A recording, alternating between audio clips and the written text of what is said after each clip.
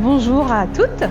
Merci d'être venus jusqu'ici pour qu'on puisse échanger autour de la roue de médecine. Je vais me présenter rapidement. Moi, c'est Caroline Janta. Je suis praticienne en soins énergétiques et chamaniques. J'exerce sur Saint-Brieuc dans un cabinet et aussi à domicile. Je suis aussi facilitatrice de cercles et de cycles d'initiation.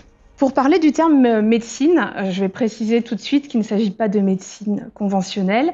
Je n'ai pas fait d'études de médecine, je ne saurais pas faire de diagnostic ou quoi que ce soit. La médecine, c'est une énergie, c'est un talent, c'est un enseignement.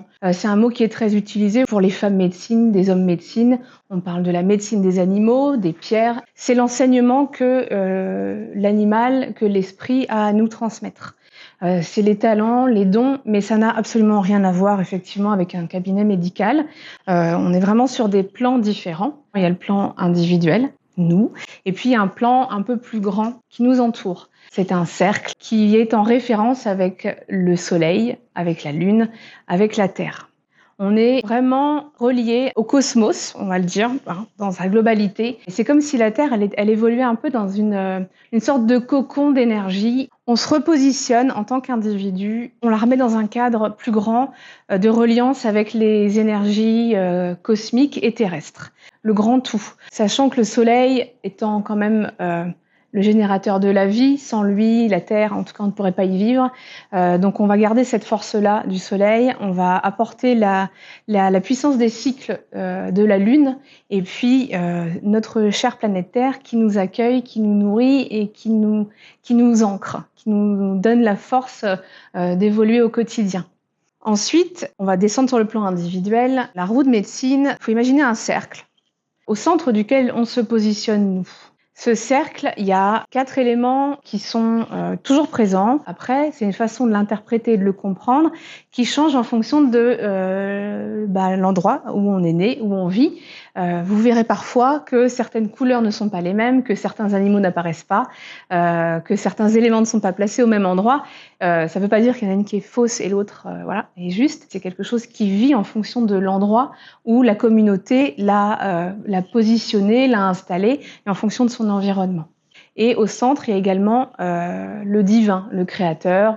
Autour, le cercle avec les 4 directions qui sont les points cardinaux que vous connaissez. On va commencer par l'Est, le Sud, l'Ouest et le Nord. Et on va ajouter 3 directions plus spirituelles. On va avoir la direction du haut qui nous relie avec l'univers, les énergies de l'invisible. On va avoir la direction du bas qui nous relie avec les forces de la nature. Et puis on va avoir la direction du cœur. Là, c'est notre voie sacrée à nous. C'est celle qui m'importe le plus aujourd'hui, que ce soit dans mes soins, dans mes accompagnements.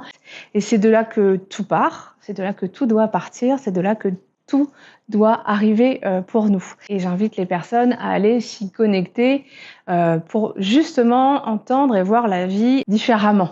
Différemment, mais au centre de sa propre roue, avec ses propres perceptions, avec les éléments que l'on voit bien ici, mais pas seulement. Notre perception, notre reliance avec le soleil, notre reliance avec certains animaux, notre reliance avec certaines pierres, minéraux. En fait, notre cercle, il est composé de tous nos dons, de tous nos talents, de toute notre reliance, de toutes nos connexions avec les forces de la nature et les forces du cosmos.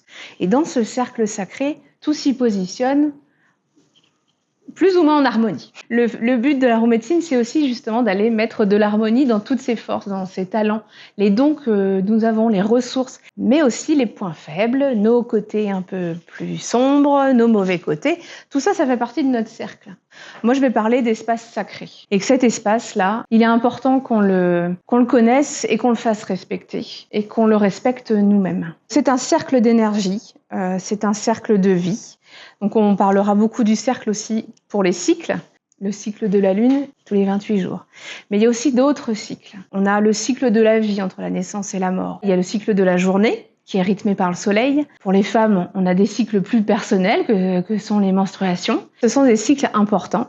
Et on a aussi d'autres cycles dans la vie. Le cycle de l'enfance, un travail, une relation avec quelqu'un. Tout ça sont des cycles. On n'est surtout pas dans un cadre avec des coins fermés.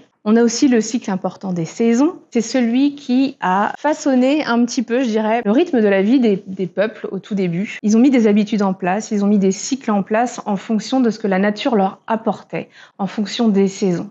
Aujourd'hui, ce qu'on a un peu perdu, justement, c'est cette connexion avec la nature, celle qui nous apporte la vie, celle qui nous permet d'être là au quotidien. Et ce que la roue médecine vient justement nous apprendre, c'est à se reconnecter à ça, à des choses plus simples, plus vraies, ça c'est à mon sens, pour sortir un petit peu des cycles qui ont été créés par l'homme, de l'école maternelle, du rythme de la scolarité, du rythme du travail, qui eux sont un peu moins naturel. Donc ça, c'est pour les fondations de la roue médecine. C'est un outil ancestral qui est issu de traditions autochtones qui sont basées sur les rythmes de la vie, qui sont basées sur les forces de la nature. C'est juste se repositionner en fait et accepter que ces énergies qui sont très puissantes, elles jouent sur nous. Donc c'est important de se sentir bien dans sa roue personnelle. Les éléments, ils vont venir parce que vous verrez que la roue médecine, elle est joliment représentée avec ses 4 couleurs. Je vais décliner la roue selon les 4 points cardinaux. À chaque fois, il y aura une couleur, un élément. Celle que je vais vous présenter, la roue médecine, elle a été faite par les peuples autochtones d'Amérique du Nord. Ensuite, la partie d'après, je viendrai vous parler de votre propre roue de médecine à vous.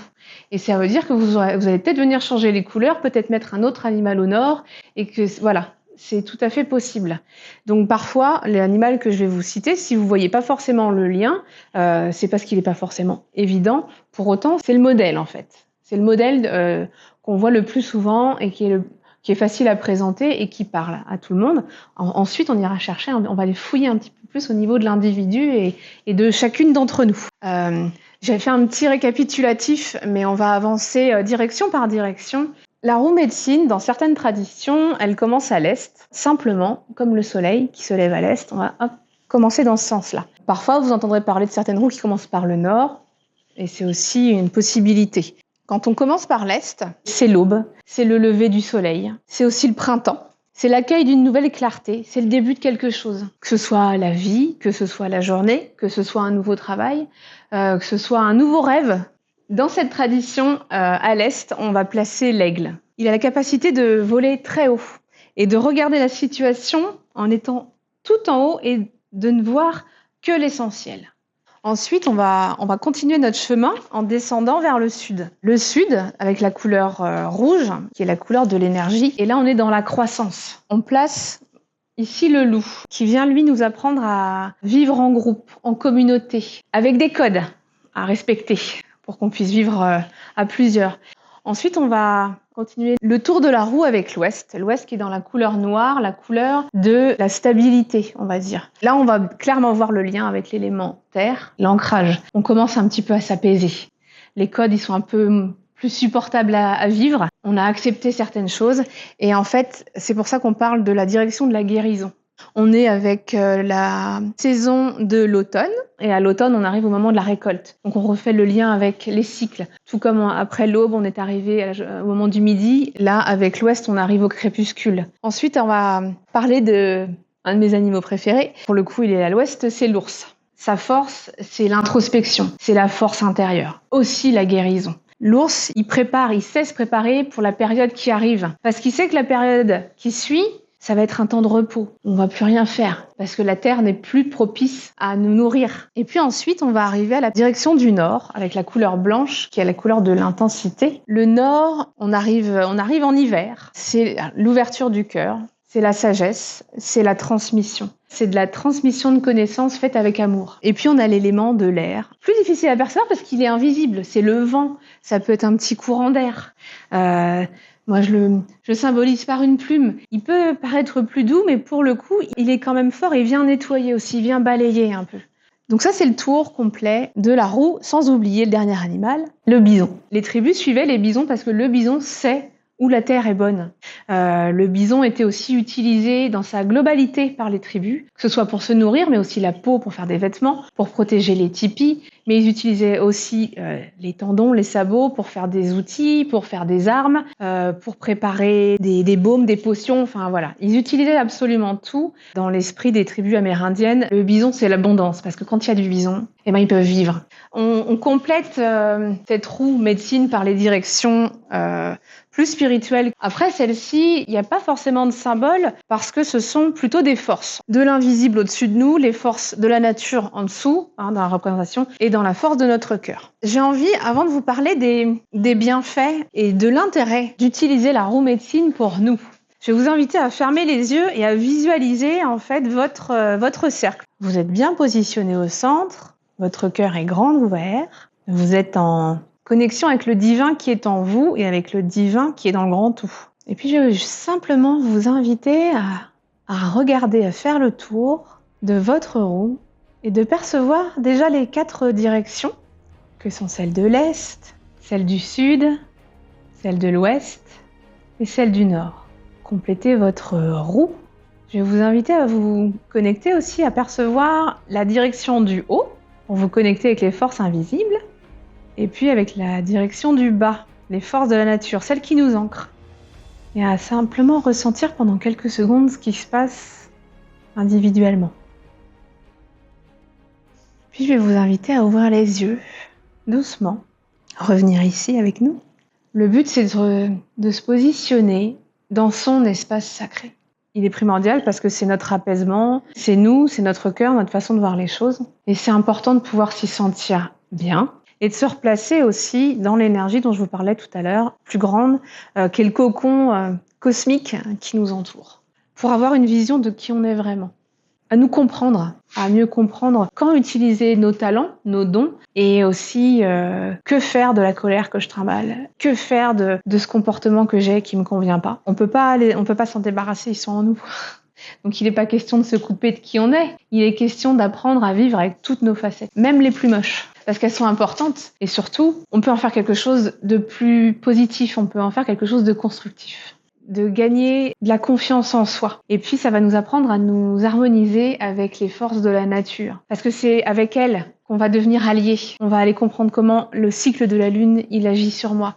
Comment la journée, elle influe sur mes comportements, sur mon énergie. Est-ce que la tempête solaire, ça joue aussi sur moi? On va comprendre pourquoi aller en forêt, ça me fait plus de bien qu'à d'autres personnes. D'autres personnes, ce sera la mer. Comprendre où on peut trouver du réconfort, de l'énergie. Parce que le but de la médecine, c'est d'aller chercher son soleil intérieur et sa lune intérieure. Et c'est un chemin, en fait. C'est une voie sacrée de connaissance de soi. Pour ensuite pouvoir réaliser nos rêves, les manifester. Quand on a compris qui on était, quand on a compris que l'outil de la roue médecine, on pouvait l'utiliser un peu comme un carnet de bord pour faire le chemin de tout notre projet. Utiliser aussi les forces qu'il y a dans chaque direction. Parce que quand on a été visiter notre roue médecine petit à petit, on est aussi allé se connecter à nos forces, à nos alliés. Et je vais me dire, alors quels sont mes talents? Qu'est-ce que je vais pouvoir mettre en avant pour réussir sur mon chemin? Mais aussi, quel est le boulet que je vais traîner? Comment je vais faire en sorte que ce boulet-là, il me dérange pas ou qu'il devienne une force pour que je puisse avancer quand même dans mon projet? Je vais prendre la globalité. Je vais m'appuyer sur les forces de la nature, je vais aller voir dans la forêt, je vais aller voir la mer peut-être. Et puis je vais me connecter à eux pour savoir comment je peux mettre en œuvre ce projet. Mais ça peut être quelque chose que vous utilisez dans des cadres divers et variés. Pour suivre un projet, pour aller méditer, ce qu'on va aller faire tout à l'heure. Mais n'hésitez pas à le refaire plus tard si ça vous appelle. En étant assis, allongé, en étant dans la nature ou pas, il y a peut-être un animal qui va venir. S'il y a un animal qui vient, demandez-vous ce qu'il vient faire par ici. C'est pas pour rien, il vient vous montrer sa médecine. Ah la beauté de l'invisible, hein. On est... Il n'y avait rien là depuis tout à l'heure. Vous verrez qu'en vous connectant de plus en plus à la nature, vous allez la voir autrement. Et vous allez pouvoir vous connecter autrement. Là, la pluie, elle vient, elle nous fait clairement un coucou. Hein, c'est un signe, enfin, en tout cas moi, c'est comme ça que je prends. Voilà. C'est un signe de la nature qui nous dit « Ouh !» Et connectez-vous à ça, parce qu'il y a des signes autour de nous qui nous valident ou qui nous invalident parfois une direction. C'est assez fort et c'est vraiment beau quand on s'autorise à écouter, à regarder, à comprendre ce qui arrive de l'extérieur comme ça. C'est un vrai cadeau et puis c'est quelque chose qui pour moi apporte une joie simple, une joie au cœur. Ouais, vous avez vu la pluie et tout de suite, Voilà, il y a des sourires qui apparaissent, c'est la joie. L'intérêt de la roue médecine, d'aller chercher tout ce qu'il y a dans votre roue médecine personnelle, c'est d'aller chercher toutes les ressources et les connaissances intérieures qui sont déjà en vous. Pour être poli, on va dire pour compléter les connaissances extérieures qu'on a pu acquérir à l'école, en famille, dans des formations. Parce que parfois, c'est quand même un peu trop, ou ça ne correspond pas, ou c'est trop bruyant, tout ça. Et la roue médecine, aller chercher à l'intérieur de soi, ça permet vraiment d'avoir plus confiance en soi parce qu'on est sûr, on s'appuie, le socle, la terre, le cercle, ils sont plus stables. Et du coup, on avance quand même plus facilement. On hésite moins à dire non, on hésite moins à dire je ne suis pas d'accord. Et c'est pas parce que je suis pas d'accord que l'un ou l'autre a tort. C'est juste qu'on a notre vision sacrée à nous d'interpréter, de voir les choses, de vivre les choses. Et ça, c'est important parce que quand on est allé voir à l'intérieur et qu'on se connaît un petit peu, ça marche assez vite d'ailleurs, on est plus à même de dire non. Il s'agit de pouvoir garder son pouvoir, son propre pouvoir personnel, de continuer à utiliser son libre arbitre. On est là pour se positionner, avancer sur son chemin avec détermination en fait. Je vais jouer du tambour, je vais vous inviter à vous repositionner au centre de votre roue comme tout à l'heure, en mettant bien en place les directions, les 4 directions, les points cardinaux, et puis la direction, surtout celle du bas parce que c'est l'ancrage à la terre, et celle du haut aussi. Et je vais vous guider pour faire le tour. Déjà fait des voyages au tambour ou des méditations au tambour? Ouais.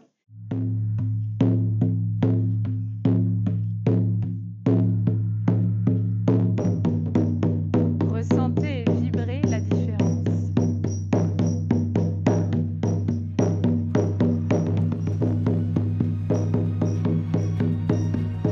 Je vous remercie d'être venu. Merci.